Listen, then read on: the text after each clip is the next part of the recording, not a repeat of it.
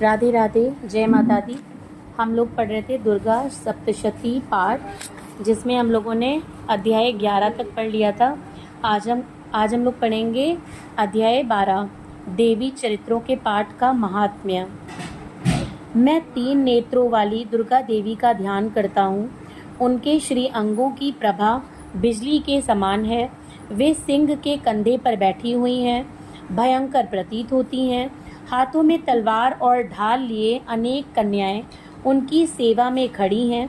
वे अपने हाथों में चक्र, गदा, तलवार, ढाल, बाण, धनुष, पाश और तर्जनी मुद्रा धारण किए हुए हैं। उनका स्वरूप अग्निमय है तथा वे माथे पर चंद्रमा का मुकुट धारण करती हैं। देवी बोली, देवताओं, जो एकाग्रचित होकर प्रतिदिन इस स्तुतियों से मेरा स्तवन करेगा, उसकी सारी बाधा मैं निश्चय ही दूर कर दूंगी।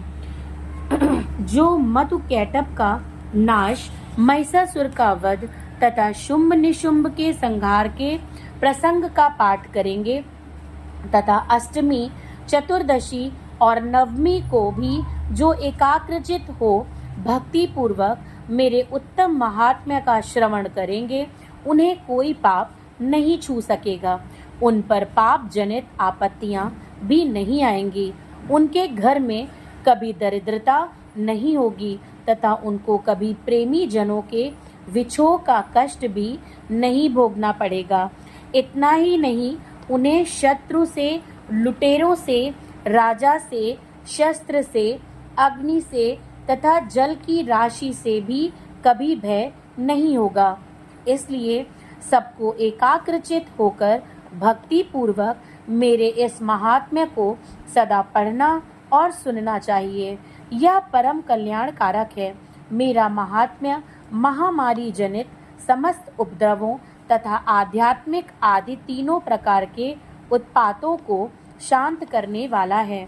मेरे जिस मंदिर में प्रतिदिन विधि पूर्वक मेरे इस महात्म्य का पाठ किया जाता है, उस स्थान को मैं कभी नहीं छोड़ती। वहाँ सदा ही मेरा सन्निधान बना रहता है।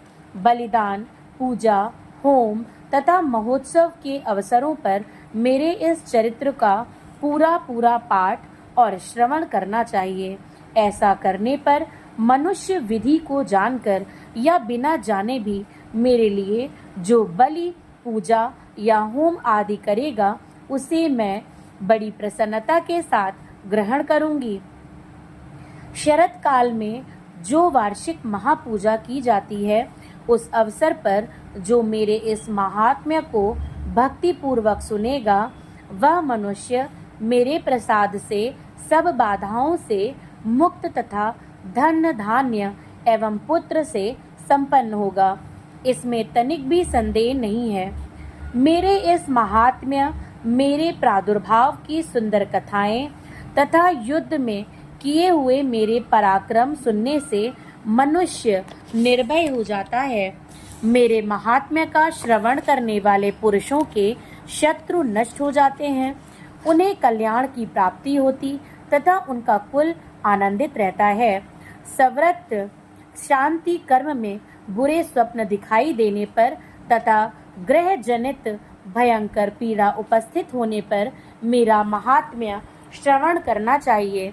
इससे सब विघ्न तथा भयंकर ग्रह पीड़ाएं शांत हो जाती हैं और मनुष्यों द्वारा देखा हुआ दुःस्वप्न शुभ स्वप्न में परिवर्तित हो जाता है। बाल ग्रहों से आक्रांत हुए बालकों के लिए यह महात्म्य शांतिकारक है तथा मनुष्यों के संगठन में फूट होने पर यह अच्छी प्रकार मित्रता कराने वाला होता है। यह महात्म्य समस्त दुराचारियों के बल का नाश करने वाला है। इसके पाठ मात्र से राक्षसों, भूतों और पिशाचों का नाश हो जाता है। मेरा यह सब महात्म्य मेरे सामीप्य की प्राप्ति कराने वाला है। पशु, पुष्प, अर्घ्य, धूप, दीप, गंध आदि उत्तम सामग्रियों द्वारा पूजन करने से, ब्राह्मणों को भोजन कराने से, होम करने से प्रतिदिन अभिषेक करने से, नाना प्रकार के अन्य भोगों का अर्पण करने से तथा दान देने आदि से 1 वर्ष तक जो मेरी आराधना की जाती है और उससे मुझे जितनी प्रसन्नता होती है, उतनी प्रसन्नता मेरे इस उत्तम चरित्र का एक बार श्रवण करने मात्र से हो जाती है।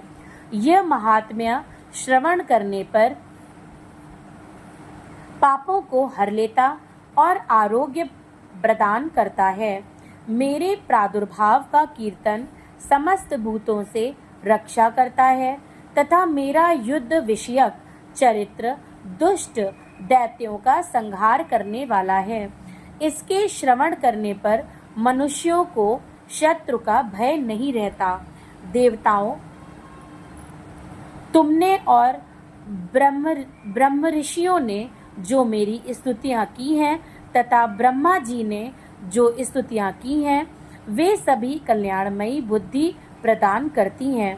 वन में, सूने मार्ग में अथवा दावानल से घिर जाने पर, निर्जन स्थान में, लुटेरों के दाव में पड़ जाने पर या शत्रुओं से पकड़े जाने पर अथवा जंगल में सिंह, व्याघ्र या जंगली हाथियों के पीछा करने पर, कुपित राजा के आदेश से वध या बंधन के स्थान में ले जाए जाने पर अथवा महासागर में नाव पर बैठने के बाद भारी तूफान से नाव के डगमग होने पर और अत्यंत भयंकर युद्ध में शस्त्रों का प्रहार होने पर अथवा वेदना से पीड़ित होने पर, किम बहुना सभी भयानक बाधाओं के उपस्थित होने पर जो मेरे इस चरित्र का स्मरण करता है, वह मनुष्य संकट से मुक्त हो जाता है।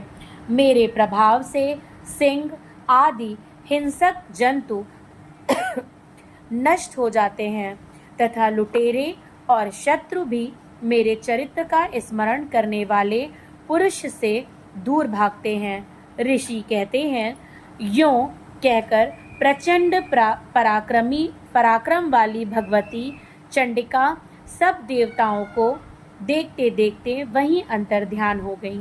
फिर समस्त देवता भी शत्रुओं के मारे जाने से निर्भय हो पहले की ही भांति यज्ञ भाग का उपभोग करते हुए अपने अपने अधिकार का पालन करने लगे।